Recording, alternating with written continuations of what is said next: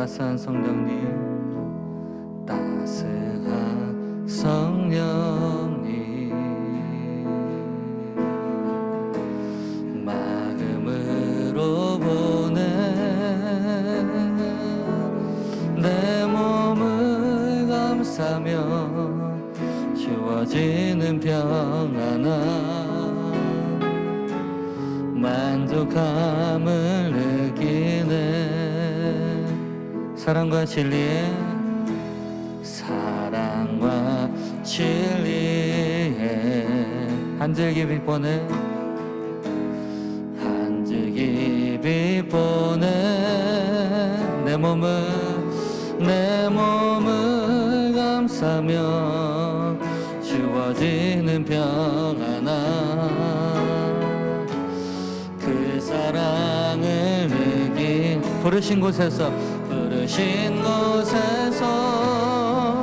나는 예배하네. 어떤 상황에도 나는 예배하네. 부르신 곳에서 나는 예배하네. 어떤 상황에도 나는 예배, 부르신 곳에서 나는 예배하네.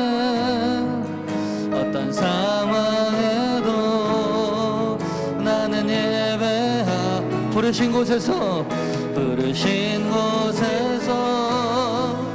나는 예배하네. 어떤 상황에도 나는 예배하네. 내가 걸어갈 때 길이 되고 살아갈 때 삶이 되는 그곳에서 예배하네.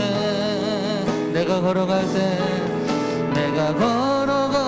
때 길이 되고 살아갈 때 삶이 되는 그곳에서 예배하네.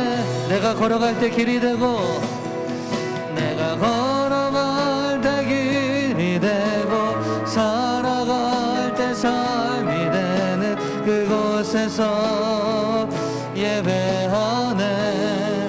주님만, 내가 걸어갈 때 길이 되고 살아갈 때 삶이 되는 그곳에서 예배하네.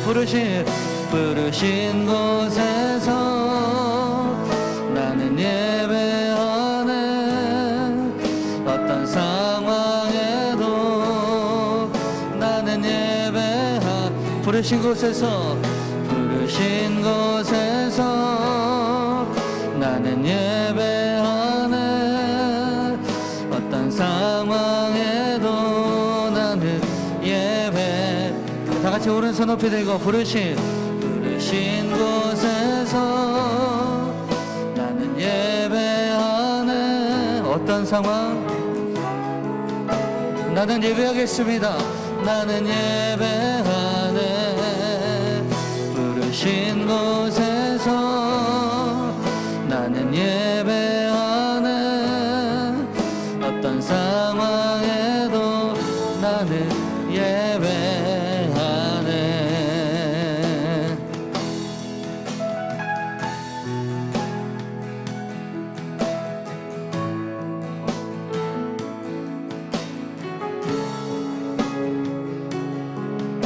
우리 함께 찬양하시겠습니다.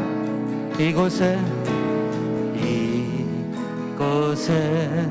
생명샘 솟아나 눈물 고자 지나갈 때에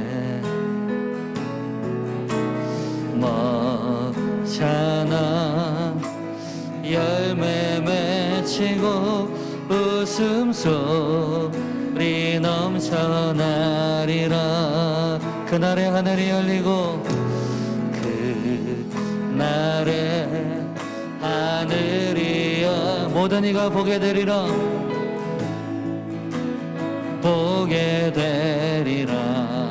마침내 꽃들이 피고 마침내 꽃들이 피고 영광의 주가 오시리라. 다같이 꽃들도 구름도 바람도 넓은 바다도 찬양하라 찬양하라 예수를. 할렐루야. 하늘을 울리며 노래해 나의 영혼아. 은혜의 주 은혜의 주 은혜의 주. 꽃들도 구름도 바람도 넓은 바다도 찬양하라 찬양하라 예수를. 할렐루야. 하늘을 울리며 노래해 나의 영혼아. 은혜의 주 은혜의 주 은혜의 주. 할렐루야. 우리 박수로 하나님께 영광 드리겠습니다. 이곳에 생명샘 솟아나 눈물 고짝 지나갈 때 다같이 우리 박수치며 찬양합니다. 먹잖아 열매 맺히고 웃음소리 넘쳐나리라. 여러분 믿으십니까? 그날에 하늘이 열리고 모든 이가 보게 되리라. 마침내 꽃들이 피고 영광의 주가 오시리라. 꽃들도 구름도 바람도 넓은 바다 찬양하라 찬양하라 예수를. 하늘을 울리며 노래해 나의 영혼아. 은혜의 주 은혜의 주 은혜의 주. 꽃들도 구름도 바람도 넓은 밤 찬양하라 찬양하라 예수를. 할렐루야. 하늘을 울리며 노래해 나의 영혼아. 은혜의 주 은혜의 주 은혜의 주. 우리 다같이 박수치면서 나 기뻐하리 나 기뻐하리 나 기뻐하리 나 기뻐하리. 나도 안에서 기뻐하리라. 나 기뻐하리 나 기뻐하리 나 기뻐하리. 나도 안에서 기뻐하리라. 원수가 나를 무너뜨리려고 내 마음에 속삭였네. 내 영이 깨어 넘어지지 않고 나의 믿음의 고백이 원수를 묶네. 다같이 나 기뻐하리 나 기뻐하리 나 기뻐하리 나 기뻐하리. 나도 안에서 기뻐하리라. 나 기뻐하리 나 기뻐하리 나 기뻐하리 나 기뻐하리. 나도 안에서 기뻐하리라. 환경의 지배를 받지 않고 내 팔의 힘과 목소 느끼는 감정과 상관없이 내 마음 기뻐하기로 결심을 했네. 다같이 나 기뻐하리 나 기뻐하리 나 기뻐하리. 나도 안에서 기뻐하리라. 나 기뻐하리 나 기뻐하리 나 주 안에서 기뻐하리라. 다시 한번 나 기뻐하리 나 기뻐하리 나 기뻐하리 나 기뻐하리 나 주 안에서 기뻐하리라. 나 기뻐하리 나 기뻐하리 나 기뻐하리 나 기뻐하리 나 기뻐하리 나 주 안에서 기뻐하. 주 없이 살 수 없네 주 없이 살 수 없네 죄인의 구주여 그 귀한 보배 피로 날 구속하소서 구주의 사랑으로 리신 보혈이 내 소망 나의 위로 내 영광 됩니다 주 없이 살 수 없네 나 혼자 못 살 힘없고 부족하며 하며 지혜도 없도다 내 주는 나의 생명 또 나의 힘이라 주님을 의지하여 지혜를 얻음. 다 같이 박수 치면서 주 없이 살 수 내 주는 하시다 내 영의 깊은 간구 깊은 간구 마음의 소원은 주밖에 나의 마음 네 알아주리요 내 맘을 위로하사 평온케 하시네 주 없이 살 수 없네 세월이 흐르고 이 깊은 고독 속에 내 생명 끝나도 사나운 나일 때 날 지켜주시니 내 곁에 계신 주님 늘 이미래. 4절입니다. 주 없이 살 수 없네 세월이 흐르 이 깊은 고독 속에 내 생명 끝나도 사나운 나일 때 날 지켜주시니 내 곁에 계신 주님 늘 힘이 되니. 다 같이 우리 오른손 높이 들고 사나운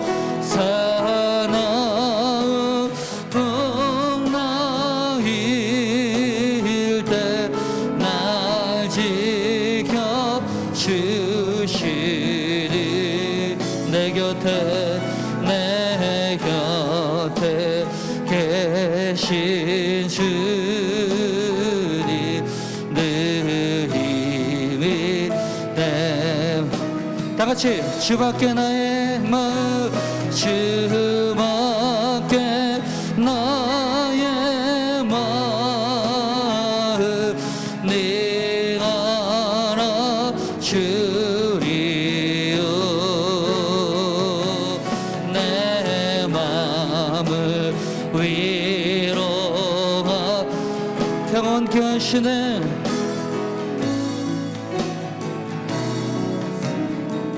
내 주는 나의 생명 내 주는 나의 생명 또 나의 힘이라. 주님을 의지하여 주님을 의지하 지혜를. 다 같이 우리 두 손 높이 들고 그 주의 사랑으로 그 주의 사랑으로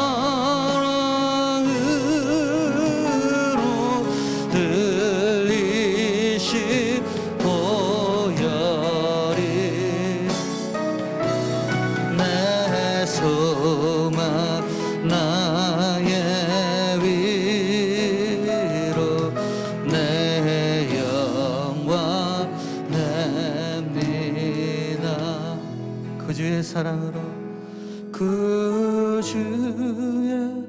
사랑으로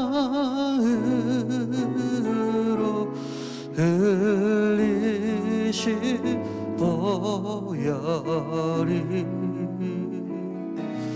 내 소망 나의 위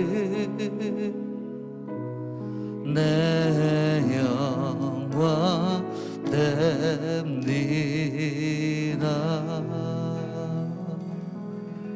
아멘.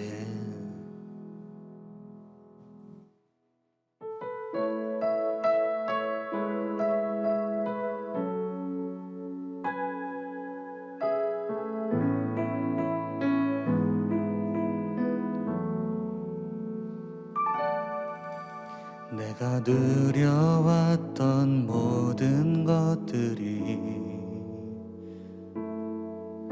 내가 지나왔던 모든 시간이 내가 걸어왔던 모든 순간이 당연한 것 아니라 은혜였소. 아침 해가 뜨고 저녁에 노을 봄의 꽃향기와 가을의 열매 변하는 계절의 모든 순간이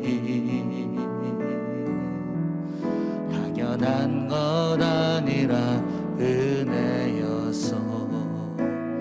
모든 것이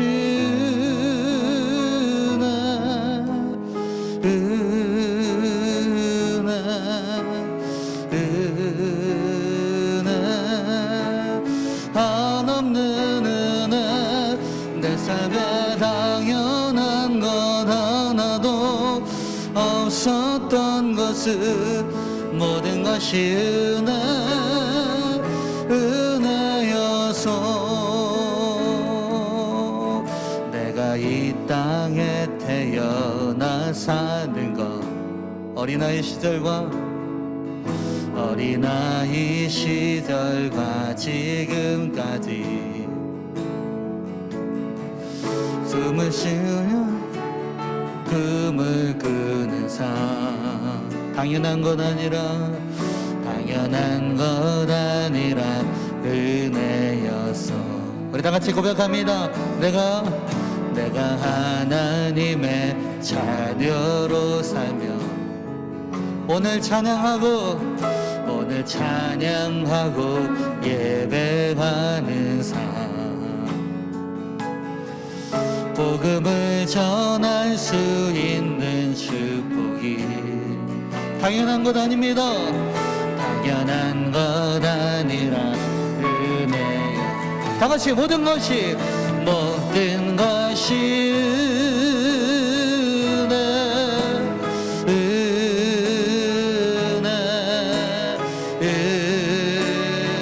다 같이 한없는 은혜 내 삶에 당연한 것 하나도 없었던 것은 모든 것이 은혜. 다 같이 우리 오른손 높이 들고 모든 것이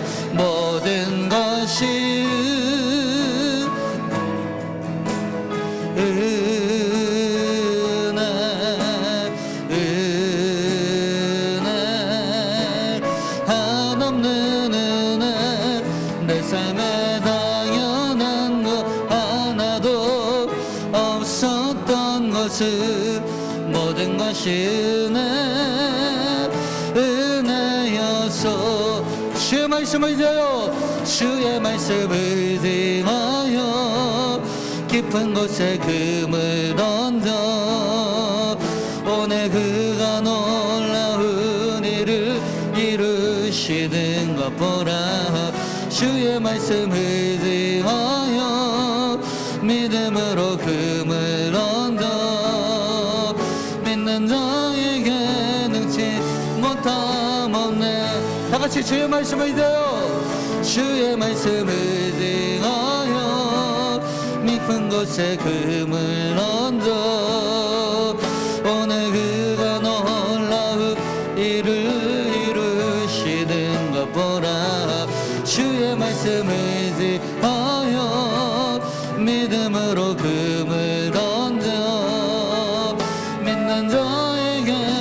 능치 못함 없네. 전능하신 나의 주 하나님은 능치 못하실 일 전혀 없네. 우리의 모든 간구도 우리의 모든 생각도 우리의 모든 꿈과 모든 소망도 신실하신 나의 주 하나님은 우리의 모든 괴로움 바꿀 수 있네. 여러분 믿으십니까? 불가능한 일 행하시고 죽은 나를 일으키시니 그를 이길 자 아무도 없네. 다같이 주의 말씀을 등하여 깊은 곳에 금을 던져 오늘 그가 놀라운 일을 이루시는 것 보라. 주의 말씀을 등하여 믿음으로 금을 던져 믿는 자에게 능치 못함 없네. 주의 말씀을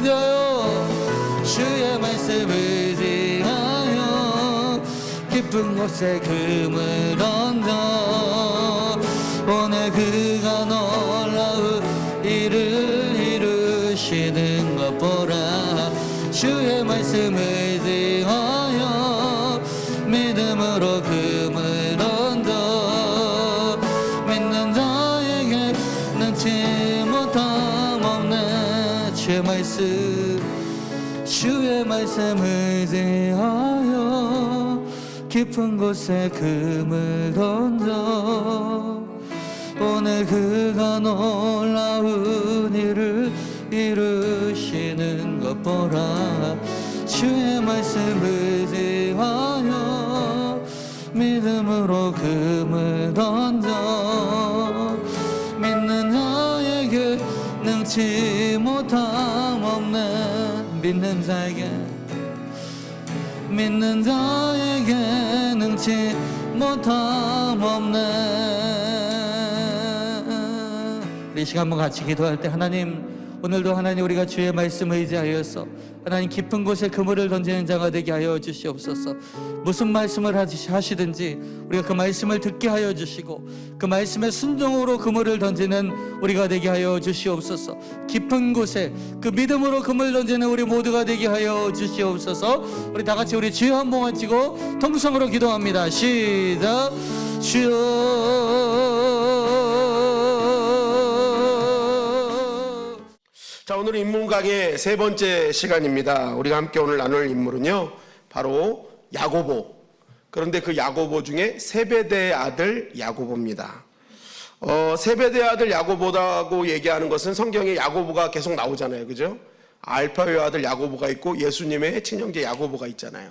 그래서 그런 인물들은 이제 나중에 좀 다룰 거고요. 오늘은 바로 세베대의 아들 야고보에 대해서 나누면서 함께 은혜를 나눌 것입니다. 여러분은 야고보 하면 가장 먼저 떠오르는 게 무엇입니까? 야고보.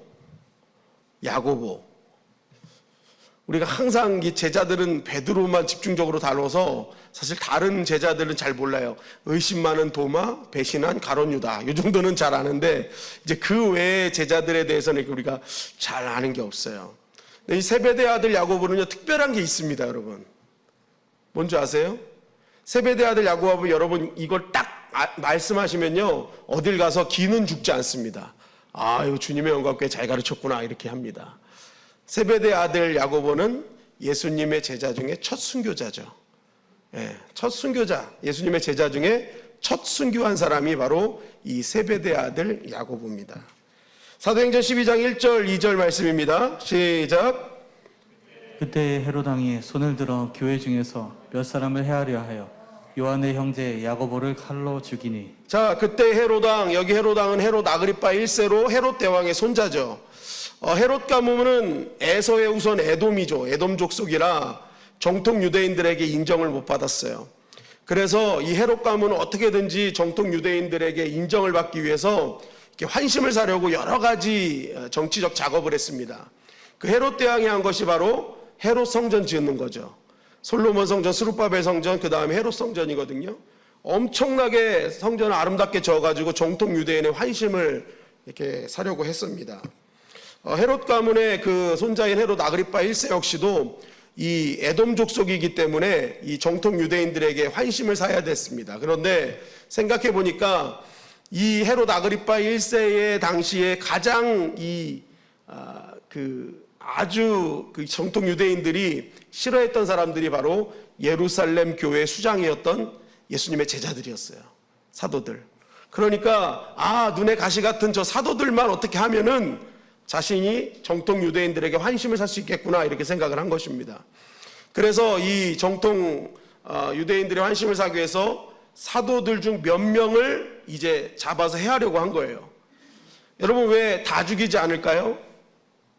본보기만 딱 잡아가지고 충격만 주면 되는 거거든요. 이 사도들한테는 이 기존 기독교인들에게는 충격이고 정통 유대인들에게는 헤롯 아그리빠가 우리한테 이렇게 잘하는구나 하고 이렇게 본보기만 보여주면 되는 거잖아요. 그러니까 몇 명을 잡는데 이 몇 명은 누굴까요? 충격이 될 만한 누군가에게는 정말 그 사람 잘했어 하는 어떤 그런 본보기를 잡는 거예요. 그 본보기들이 누굴까요? 가장 영향력 있는 사람. 그죠? 가장 그 예루살렘 교회에서 영향력 있는 몇만 잡아서 해버리면 기독교도 충격을 받고 자기는 인정을 받을 거야 생각한 거죠. 그래서 처음 잡은 사람이 바로 야고보였습니다. 야고보를 잡아서 처형했더니 정통 유대인들이 막 기뻐하는 걸 본 거예요. 그러니까 바로 누굴 잡았어요? 베드로를 잡았다. 그러니까 베드로는 예수님의 수제자라고 우리가 아는 것처럼 베드로와 같은 그런 영향력을 지닌 인물이 바로 야고보였다는 것입니다. 그러니까 야고보는 굉장히 당시에 이 기독교 이 교회 안에서 영향력 있는 인물. 그 영향력은 헛된 소문이 아니었죠. 왜냐하면 하나님 나라와 교회와 성도들을 위해 생명을 내어줘야 될 때가 왔다고 생각할 때 저항하지 않고 그대로 자기의 생명을 내놓을 정도로 순순히 자기 생명을 하나님 나라를 위해 드리잖아요. 순교해버리잖아요. 그러니까 여러분 야고보는요 당시에 그만큼 영향력이 있는 믿음을 갖고 있었던 사람이었음을 우리는 이 말씀을 통해서 깨닫게 되는 것입니다. 여러분 누군가를 위해서 생명을 내놓는다? 그거 쉬운 일이 아니잖아요. 지금도 이 시대에 자신의 목숨을 희생하면서 다른 누군가를 도운 사람을 뭐라고 표현합니까? 의인이라 그러잖아요. 의인. 싱송이 달라져요. 그 사람의 인생이 지금까지 개망난이처럼 살아왔더라도 우리 사는 집에 건물에 불이 나가지고 그 불로 뛰쳐들어가서 불 났어요 하고 사람들 살려내고 본인은 죽으면 그 사람은 그때 의인이 돼버립니다. 그러니까 내가 누군가를 위해서 희생하고 누군가를 위해서 내 생명까지 내놓는다? 이건 보통 일이 아닌 거죠. 의인이라는 칭을 줄 정도로. 그러니까 이 야고보 역시도 교회와 하나님의 나라를 위해 기꺼이 자신의 생명을 내놓는 순교자의 길을 걸었다는 것은요, 당시 야고보는 보통 믿음의 사람이 아니었음을 우리는 보게 되는 거죠. 그러니까 이 야고보의 순교와 희생이 얼마나 우리의 가슴을 뜨겁게 하는 겁니까? 정말 대단한 사람이다. 존경할 만한 사람이다. 그런데 여러분, 우리나라 말 중에 이 말 아시죠? 털어서 먼지 안 나는 사람 없다. 그죠? 털어서 먼지 안 나는 사람 없다. 아무리 대단한 사람이라도 탈탈 털어보면 과거에 많은 지은 죄와 부족함이 다 드러나게 돼 있다는 것입니다. 아마 저와 여러분도 여기서 털탈 털면은 수많은 먼지가 나올걸요? 여러분, 제가 살을 안 빼는 이유가 여기 있습니다. 저 털지 못하게 하려고. 예. 털지 못하게 하려고 제가 살을 안 빼요. 예. 못 들게 하려고. 여러분, 이렇게 보면요, 우리가 다른 누군가의 허물과 먼지를 보고 정죄하고 비난하고 비판하는 것은 바람직하지 않은 모습이지 않을까. 왜냐하면 다 먼지라는 인생인데 하나님 앞에 다 걸려요. 먼지 털면은 사람한테 안 걸렸을 뿐이지, 걸린 사람과 안 걸린 사람의 차이지, 사실은 다 먼지 나는 인생 아닙니까? 주님이 그런 먼지 나는 우리를 용서해 주시고 자녀 삼아 주셨잖아요. 우리 그냥 용서받은 죄인일 뿐이죠. 그러니까 우리가 굳이 누군가를 잘못을 봤다고 비난하고 정죄할 필요는 없다고 생각을 합니다. 왜? 다 먼지 나는 인생이니까. 여러분, 야고보 사도도요, 사람입니다. 사람. 그죠? 그렇다면 사람인 야고보도 털면 먼지가 나오게 되어 있어요. 제가 그래서 한번 탈탈 털어봤습니다. 이 야고보가 과연 그 순교의 모습을 보면서 우리가 과연 그렇게 존경할 만한 사람인지 아닌지 여러분들이 한번 제가 털어볼 때 한번 듣고 한번 판단해 보시기 바랍니다. 마태복음 20장 20절 21절 말씀입니다. 시작. 그때 세베대의 아들의 어머니가 그 아들들을 데리고 예수께 와서 절하며 무엇을 구하니 예수께서 이르시되 무엇을 원하느냐 이르되 나의 이 두 아들은 주의 나라에서 하나는 주의 우편에 하나는 주의 좌편에 앉게 명하소서. 자, 다른 이들을 위해 희생을 마다하지 않고 죽음까지도 아까워하지 않았던 그 야고보를 털어보니까요, 첫째는 그는 누구보다도 욕심과 이기심으로 똘똘 뭉친 사람이었음을 발견하게 됐습니다. 세베대의 부인, 즉 야고보와 요한의 엄마죠. 하루는 이 엄마가 두 아들을 데리고 예수님을 찾아왔어요. 그리고 말합니다. 하나님의 나라가 임하면, 여기서 하나님의 나라는 당시에 사람들이 생각한 예수님은 정치적 메시아였어요. 지금의 로마 정부를 다 뒤집어 엎고 이 땅에 하나님의 나라를 이룬 하나님의 나라를 생각했습니다. 그러니까 지금 말한 하나님의 나라는 이제 이 모든 것을 다 뒤엎고 이 땅에 예수님이 왕 되셔서 왕국이 세워지면 그때 뭐라는 거예요? 그 왕의 오른팔 왼팔을 내 아들 삼아주세요, 그런 거예요. 야고보와 요한을 세워주세요 라고 얘기했던 것이죠. 한마디로 청탁한 겁니다. 청탁. 그죠? 지금 말로 말하면 청탁이에요. 우리 이것을 보면서 야고보와 요한의 어머니의 치맛바람으로만 치부할 수 있는데 사실은 그렇지 않습니다. 이들은 어머니와 함께 손을 잡고 와서 예수님께 얘기한 거예요. 나중에 보면은 몇 절 뒤에 보면은 제자들이 이 얘기 듣고 다 분노하잖아요. 물론 제자들도 다 똑같은 사람이죠. 왜 분노하겠어요? 어디 감히, 그건 내 자리인데, 이런 생각하니까 분노하는 거예요. 다 똑같은 인물들이죠. 근데 중요한 건 뭐예요? 이들이, 야고보와 요한 역시도 그렇게 생각하고 있었다는 거예요. 여러분 한번 생각해 보십시오. 두 자리면 그래도 좀 한 자리 양보해야 되지 않을까요? 그죠? 아무리 아들이 둘이라지만 한 자리는 그래도 양보해 주는 게 좋은 모습 아닐까요? 아니, 한 명만 하고 좀 양보하는 게 도리인데 자리가 3-4개면 또 모르겠어요. 그래서 이 두 형제가 월등해가지고 좌편 우편에는 둘이 앉고 앞편 뒤편에는 딴 사람들이 앉고 그러면은 뭐 문제가 없는데 지금 2개잖아요. 그러면 적어도 1개는 좀 우리가 할 수 있게 좀 해주세요라고 하면 좋은데 그냥 완전히 자기들만 생각하는 이기주의자들이죠. 다 내가 가져야 된다는 거예요. 12명의 제자가 같이 있는 걸 알면서도 아예 노골적으로 와서 이거 2개 다 우리가 가져야 돼요. 전혀 상대방을 생각하지 않는 아주 이기적인 그러한 모습을 우리에게 보여주고 있습니다. 한편으로 보면은 저는 이걸 이렇게 생각합니다. 이 엄마가 참 잘못됐다. 엄마가 참 잘못됐다. 이 엄마가 아들들이 와서 엄마 제가 우편 좌편에 좀 앉고 싶어요 하면 그래 너희들이 능력이 돼서 참 그렇게 하면 엄마로서는 참 좋다. 그런데 얘야 우리가 그래도 하나님을 믿는 유대인들 아니니 하나님께서 하나님 사랑 이웃 사랑하라고 하셨는데 우리가 더 믿음을 가지고 좀 양보해 주면 좋지 않을까? 우리가 나의 힘으로 억지로 차지하기보다는 차라리 우리가 기도해서 하나님이 맞는 사람을 앉히면 우리 마음도 편하고 또한 우리가 이러한 좋은 마음을 품고 있을 때 하나님은 우리에게 더 좋은 거 주시지 않을까? 말려야 될 엄마가 어떻게 하는 거예요? 끌고 가서 자기의 생각으로 자기 감정으로 자기 좋은 대로 해버리는 거예요. 이거 다 우리 거예요. 이게 자녀들이 뭘 배웁니까? 때로는 자녀들이요 이게 잘못되는 부분은요, 제가 볼 때 자녀만의 문제이기보다는 부모의 문제도 많다. 이것을 발견하게 됩니다. 부모들의 조급함과 부모들의 조급한 그러한 욕심과 생각으로 인해서 자녀들이 망쳐지는 경우도 많더라. 하나님의 약속의 말씀이 있음에도 불구하고 오히려 자신의 욕심과 조급함과 자신만의 생각이 하나님의 말씀보다 우선이 되어 자기의 가르침이 하나님의 말씀의 가르침보다 우선이 돼서 자녀들이 사람의 말에 따르는 인생으로 만들어버리는 경우가 종종 있다는 거예요. 여러분, 제가 새벽에도 말씀드렸지만 야곱은 태어나기 전에 분명히 큰 자가 작은 자를 섬길 것이라 하나님 약속하셨잖아요.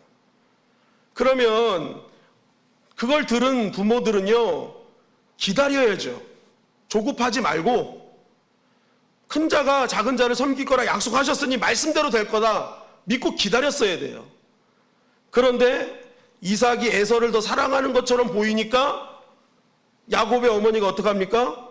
야, 안 되겠다. 너 가서 아버지 속여라. 그리고 들통나니까 도망가라 그러잖아요.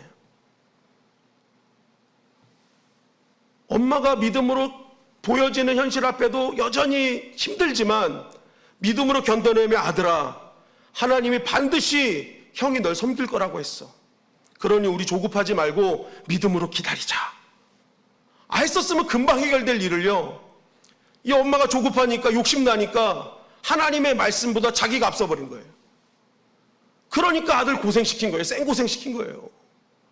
그냥 집안에 놔두고 같이 기도하고 막 하나님의 말씀을 의지했으면요, 이거 하나님 뜻대로 아주 자연스럽게 지금은 당장 안 될 것 같은데 다 되게 하셨을 거예요. 그것도 아름답게. 그런데 이것이 자기가 막 조급하니까 이게 어떻게 되지? 그러니까 하나님의 약속보다는 자기의 생각이 우선이 돼서 자기의 뜻대로 감정대로 하니까 아들 생고생시켜서 삥삥 돌리다가 결국 헛수고하다가 돌아오게 만드는 일이 벌어지게 된 거죠. 모세의 어머니는 자녀의 어린 모습 속에서 토부를 발견하죠. 하나님 보시기에 좋은 모습을 발견합니다. 그랬더니 어떻게 해요? 자기의 욕심을 버리고 갈대상자에 태바하잖아요. 하나님께 맡겨버리잖아요. 귀한 인생으로 삼아 주시더라 것입니다. 여러분, 그래서 부모가 항상 점검해야 됩니다. 내가 지금 자녀를 향한 나의 선택이 하나님의 말씀에 근거하고 있는가? 아니면 혹시 나의 조급함과 나의 체험에서 그것을 더 우선시해서 그렇게 교육하고 있지는 않은가? 항상 점검해야 됩니다. 여러분, 우리가 하나님 말씀의 약속을 근거해서 자녀들 키울 때 그때 인물 나오는 거예요. 왜요? 그 아이도 인내를 배우거든요. 어머니를 통해 인내하며 기도하는 모습을 배우는 거예요. 그러면 이 아이는요, 끝까지 하나님께 인내하며 기도하는 자가 됩니다. 그럴 때 다니엘이 되고 다윗이 되고 모세가 되는 거죠. 우리 교회가 하나님의 말씀에 근거한 교육이 있는 가정들이 되시기를 주님의 이름 간절히 축원합니다. 조급해하지 마시고 하나님의 약속을 믿는 거예요. 우리 어머니 저기 계시면 제가 여기서 설교할 줄 아셨어요? 저 중고등학교 때 아셨어요? 제 모습 봤을 때? 솔직하게 얘기하세요. 거짓말 하시면 안 돼요. 대답을 못 하시잖아. 얼마나 조급하셨을까? 얼마나 항상 저거 하실까 생각이 들어요. 그러나 제가 우리 어머니를 본 거는요, 뭐냐면 그때 당시 제가 어머니 잘 속여가지고 눈속임해가지고 아닌 척했지만 제가 그러한 사람이란 걸 들통나고 나서 저희 어머니가 처음으로 시작한 게 뭐냐면 새벽 기도와 철야 기도를 시작하셨어요. 내 아들이 내 집을 벗어나는 순간 내가 할 수 있는 일은 아무것도 없구나. 내가 할 수 있는 일은 그 아이를 위해서 기도하는 일밖에 없구나. 그래서 새벽 기도와 철야 기도를 시작하며 하나님께 엎드려 매달리기 시작하셨어요. 그리고 그런 모습을 저희 집사람도 같이 철야하면서 야, 저런 분의 아들은 참 잘 되겠다 하면서 만난 게 바로 접니다. 여러분, 철야와 새벽을 시작하면요, 자녀들의 인생이 풀립니다. 결혼도 되고 다 돼요. 다 돼. 그렇게 신앙생활을 하는 거죠. 자녀들은 그런 부모의 그런 모습을 배우고 성장하게 되어 있는 것입니다. 아무튼 이 부모의 이기적인 모습이 그대로 야고보에게 전달되고 있었던 거예요. 또한 누가복음 9장 52절부터 54절 말씀이에요. 우리 한 절씩 교독하시겠습니다. 사자들을 앞서 보내심에 그들이 가서 예수를 위하여 준비하려고 사마리아인의 한 마을에 들어갔더니 예수께서 예루살렘을 향하여 가시기 때문에 그들이 받아들이지 아니하는지라. 다 같이 읽겠습니다. 제자 야고보와 요한이 이를 보고 이르되 주여 우리가 불을 명하여 하늘로부터 내려 저들을 멸하라 하기를 원하시나이까. 네, 두 번째 보면 야고보는요 분노로 일하는 사람이에요. 분노로. 그런 자신의 뜻대로 생각대로 되지 않으면 그냥 분노로 결정해 버리는 거예요. 지금 보세요. 사마리아 마을로 들어가려고 했는데 받아들이지 않으니까 야고보가 뭐예요? 저 불로 그냥 심판해 버리십시오. 저놈들 저거 마음에 안 듭니다. 그냥 막 뭐예요? 자기의 감정대로, 자기의 분노대로 막 표출해 버리는 거예요. 자신의 생각대로 뜻대로 안 되면 항상 그러한 상대방을 적으로 간주하는 거죠. 그래서 그 처단하는 일에 몰두하는 거예요. 여러분, 이 정도 보면 야고보가 존경할 만한 인물인 것 같으세요? 다른 누군가를 위해 죽음도 아끼지 않았던 야고보는 사실은 변화되기 전에는요 남을 죽이는 일에 앞장섰던 사람이에요. 힘이 주어지면요 그 힘을 가지고 자신을 절제하고 자신을 죽이는 그런 은혜로운 곳에 사용하는 것이 아니라, 여러분 여기서 보면은 야고보가 예수님이 명하여 불을 내려라 하는 것은 예수님의 능력을 알았던 거잖아요. 그러니까 이것은요 그냥 모르고 대충 한 말이 아니라 실제적인 야고보의 마음이었다니까요. 힘이 주어지니까 뭐예요? 상대방을 파멸하는 자리로 나아가는 거예요. 이렇게 분노하고 그 힘을 자신의 분노를 표출하고 해결하는 데 자꾸만 사용하는 거예요. 마가복음 3장 17절에 보니까 예수님이 이들의 모습을 보니까 하도 불같으니까 뭐라고 말씀하세요? 보아노게라고 하시잖아요. 이 우레의 아들. 아우 얘네들은 불이네. 불도 좋은 불도 아니고 나쁜 불이에요. 분노로 일하고. 여러분 분노하는 이유가 뭡니까? 자기 뜻대로 안 되기 때문에 분노하는 거예요. 자기 생각대로 안 되기 때문에. 자기의 생각대로 다른 사람들이 따르지 않을 때 분노하는 거예요. 그래서 여러분 분노로 일하는 사람은요 항상 자기에게 문제가 있다고 생각하지 않습니다. 다 상대방이나 다른 시스템에 문제가 있다고 생각하는 거예요. 그래서 자신의 분노를 거기다 다 표출해 버립니다. 그게 분노로 일하는 사람들의 특징이에요. 그래서 항상 상대방이 적이고 그 적을 이기기 위해서 수단과 방법을 가리지 않는 사람이 분노의 사람입니다. 바로 야고보가 이런 사람이었다는 거예요. 야고보는 변화받기 전에요 자신이 죽는 자리로 가는 게 아니라 남을 죽이는 자리에 있었던 사람입니다. 한번 따라하겠습니다. 분노로 일하지 말자. 분노로 일하지 말자. 여러분 공산당 그런 알카에다 테러리스트를 한번 보세요. 이들이 일처리 방식은 항상 분노 유발이에요. 적을 만들어 놓고 상대방의 잘못으로 우리가 지금 이거 한다. 저들을 싸워서 이기자. 그죠? 항상 자신들의 피해만 얘기하는 거예요. 그래서 적을 만들어 놓고 여기 있는 사람들의 분노를 유발해서 일어나게 만드는 거예요. 분노로 일하게 만드는 거예요. 분노로. 다 죽는 일이죠. 여러분 이 분노는 철저하게 그래서 마귀 역사인 거예요. 그래서 예수님은요 분노는 인정하되 그 분노를 빨리 해결하라 그러시잖아요. 왜요? 거길로 튼탔기 때문에. 그래서 분노로 일하지 못하게 하신 거예요. 빨리 해결해서 내가 모든 선택과 결정은 분노가 그친 다음에 해라. 그래서 여러분 우리가 분노하고 화를 난 상태에서는 절대 결정하면 안 됩니다. 왜요? 그러면 다 상대방을 죽이는 자리로 가기 때문에. 그래서 예수님은 분노를 빨리 죽이라고 말씀하신 거예요.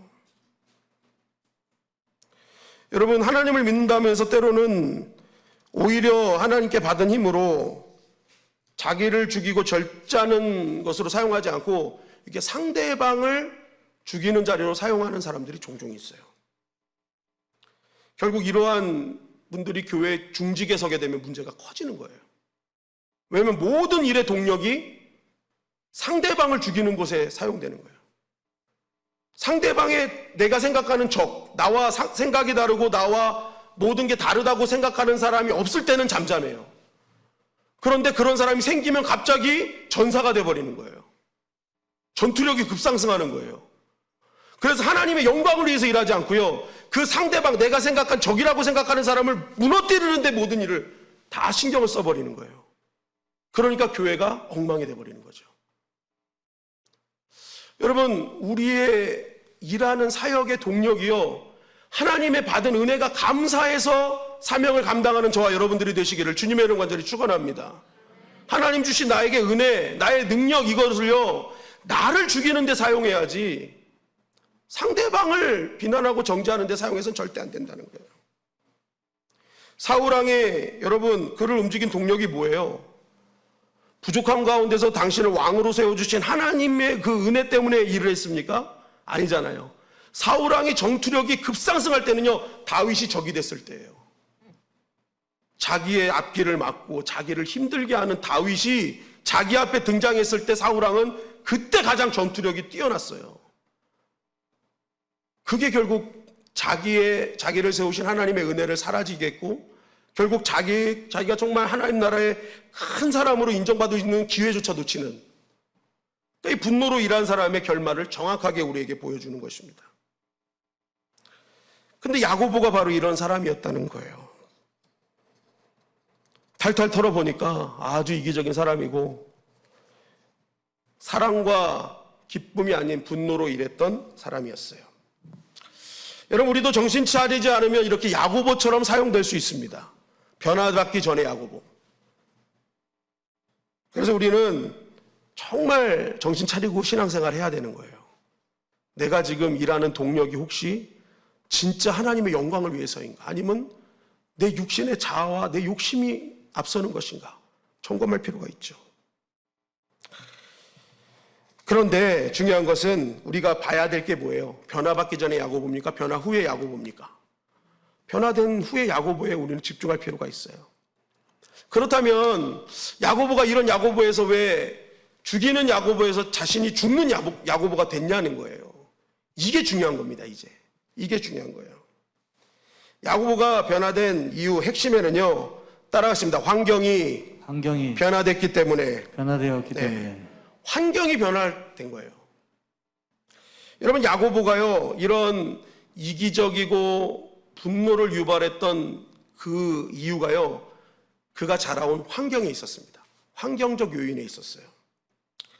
마가복음 1장 19절부터 20절 말씀입니다. 마가복음 1장 19절 20절 시작. 조금 더 가시다가 세베대의 아들 야고보와 그 형제 요한을 보시니 그들도 배에 있어 그물을 깁는데 곧 부르시니 그 아버지 세베대를 품꾼들과 함께 배에 버려두고 예수를 따라가니라. 자, 야고보가 예수님의 부르심에 이제 따라가는 장면이에요.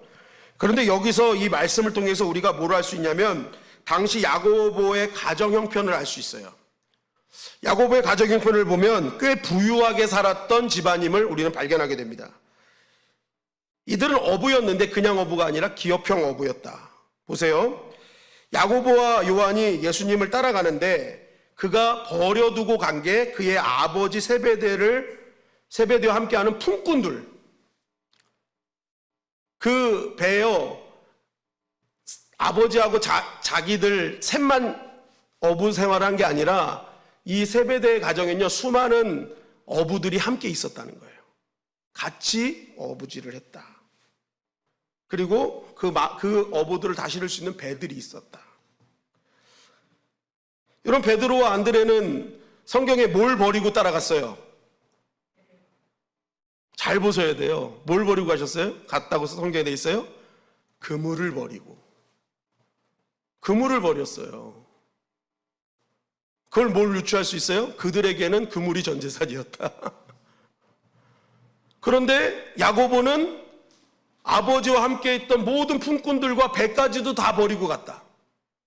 이들은 차원이 다른 어부였다는 거예요. 그의 집안의 경제적인 부분이 완전히 달랐다. 그러니까 거의 이 야고보와 요한을 돈으로 다 키운 거예요. 돈이면 돼. 왜 이기적이었는지, 왜 분노를 유발했는지 우리는 조금 유추할 수 있습니다.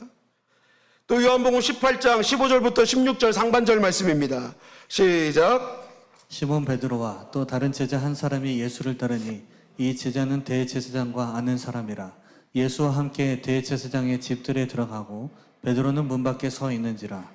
대제사장을 아는 그 다른 제자가 자, 예수님이 제사장 뜰에 잡혀 있을 때 시몬 베드로는 들어가지 못할 때 들어갔던 또 다른 제자가 한 명이 있었어요. 여기서 그걸 얘기하고 있잖아요. 그런데 많은 신학자들이 이 대제사장의 뜰을 그냥 자유롭게 드나들었던 그 제자가 요한이라고 얘기합니다. 요한이 누구예요? 세베대의 형제잖아요. 그죠? 동생이잖아요. 그럼 이것을 통해서 우리가 뭘 알 수 있어요? 대제사장의 문지기도 요한을 보자마자 알 정도였다. 그냥 들어가게 한 거예요. 검문 검색이 없어. 그냥 통과. 자, 그럼 뭘 알 수 있어요? 세베대와 대제사장은 굉장히 친한 관계였을 것이다. 그러니까 이 자녀들도 그냥 자유롭게 무조건 대제사장의 뜰에 막 제사장의 집에 막 들어다닐 수 있는 그러한 관계였다라는 것입니다. 그러니까 굉장히 이 세베대 집안은요, 돈만 많은 것이 아니라 사회적 지위도 있었던 집안이었다라고 유추할 수 있어요. 돈과 명예를 다 가진 집안. 그러니까 이 자녀들을 키울 때 어떻게 키웁니까? 돈이 전부고 명예가 전부인 거예요. 아까 그 어머니가 예수님 찾아가서 청탁하잖아요. 이 땅에 이 명예가 전부야 라는 거죠. 이 땅이 전부야. 이걸 아이들에게 늘 가르쳤던 거예요. 그러니까 이 야고보와 요한이요, 쉽게 분노하고 자기 뜻대로 안 되면 안 되는 이유가 그렇게 배웠기 때문에. 그 환경 자체가요, 야, 돈이면 돼, 명예면 돼, 이 땅의 것만 있으면 돼. 그러니까 너희 마음대로 해. 이거 다 갖고 있을 수 있어.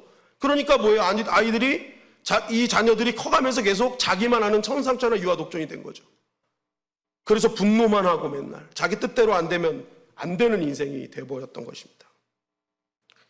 바로 이러한 인생을, 이런 환경 속에 있었던 이 야고보를 예수님이 아시고 환경 변화 작업을 이제 예수님이 하세요. 마가복음 9장 2절 말씀입니다. 마가복음 9장 2절 시작.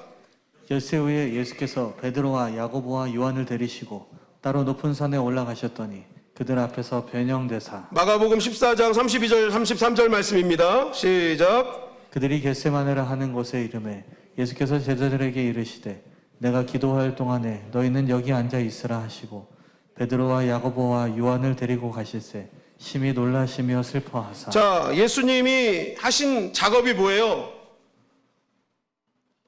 베드로와 야고보와 요한을 항상 데리고 특별한 은혜의 자리, 기도의 자리를 자꾸만 데리고 가시는 거예요.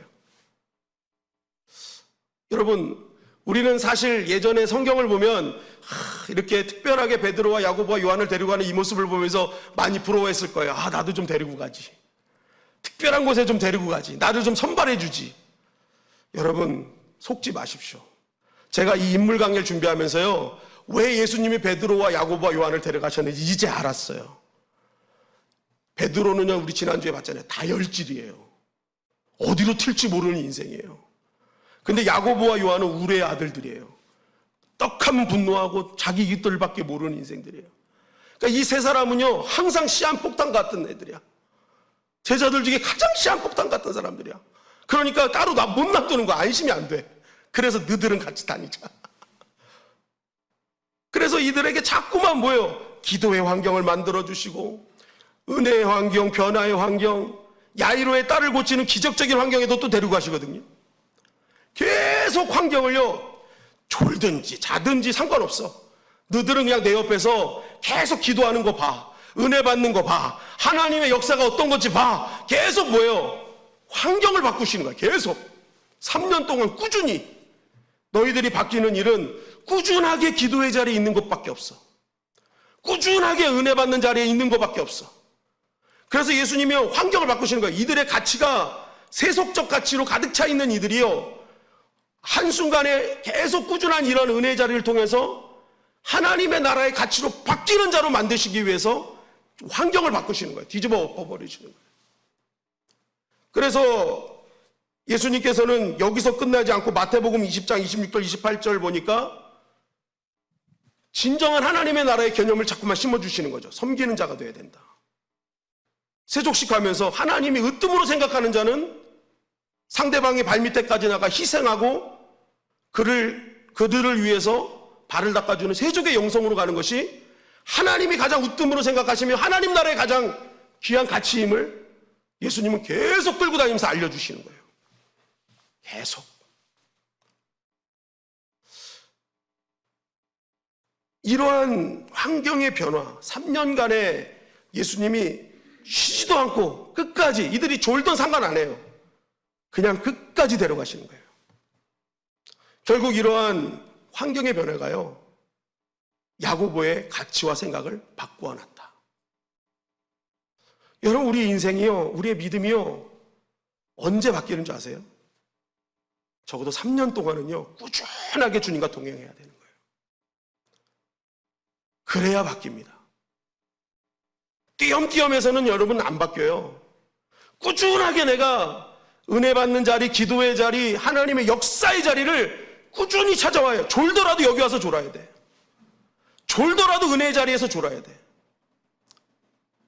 그런 어느 순간에 나의 변화된 그 환경의 시간들을 통해서 가치가 변하고 중심이 변하는 일들이 벌어지게 된 것입니다. 여러분, 우리도 마찬가지라는 거죠. 여전히 우리도 부족하지만 우리는 의지를 발동해야 되는 거예요. 오늘 내가 이제는 띄엄띄엄 신앙생활 하지 않겠다. 정말 내가 은혜 받는 자리에 사모하면서 주 앞에 서겠다.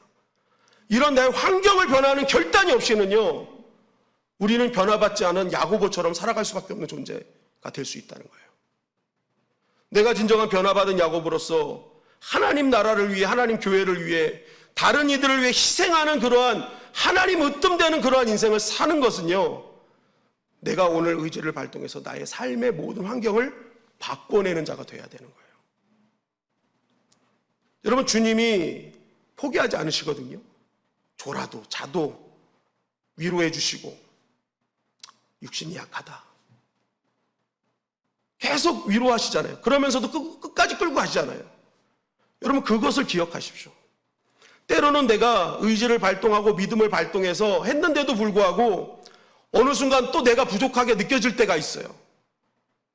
그러나 주님은 포기하지 않으셨다. 마찬가지로 야고보를 포기하지 않으셨던 주님은 오늘 나도 포기하지 않으신다.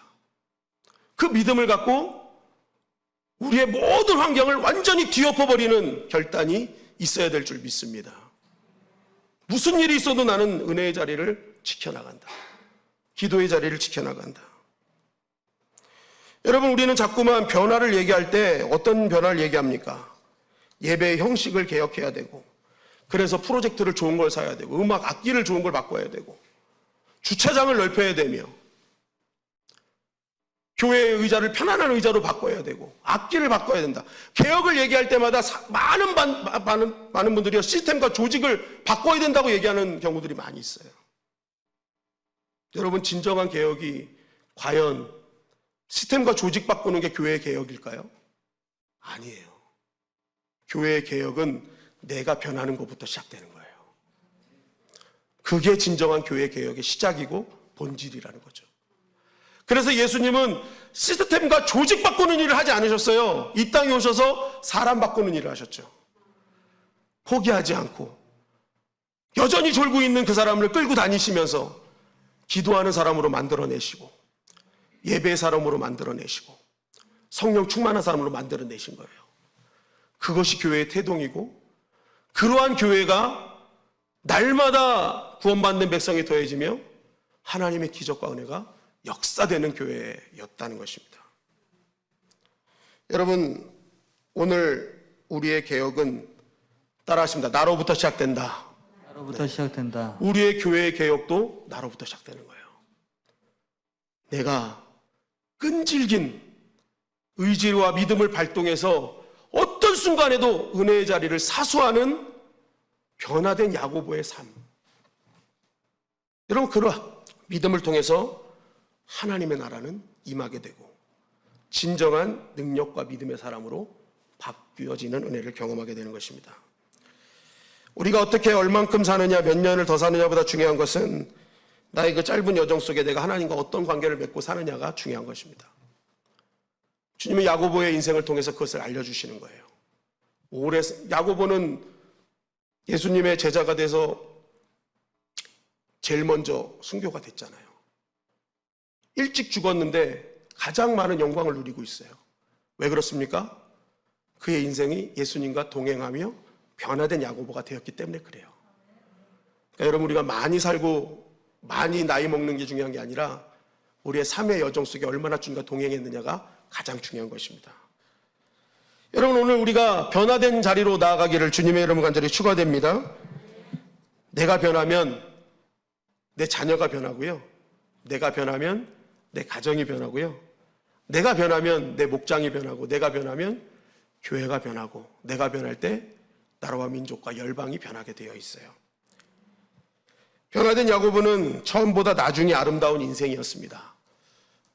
여러분, 우리도 이런 인생 사는 게 멋진 인생 아닐까요? 예전에 탈탈 털으면 수많은 먼지가 나왔던 인생이지만 우리의 나중은 털어도 먼지 안 나는 인생.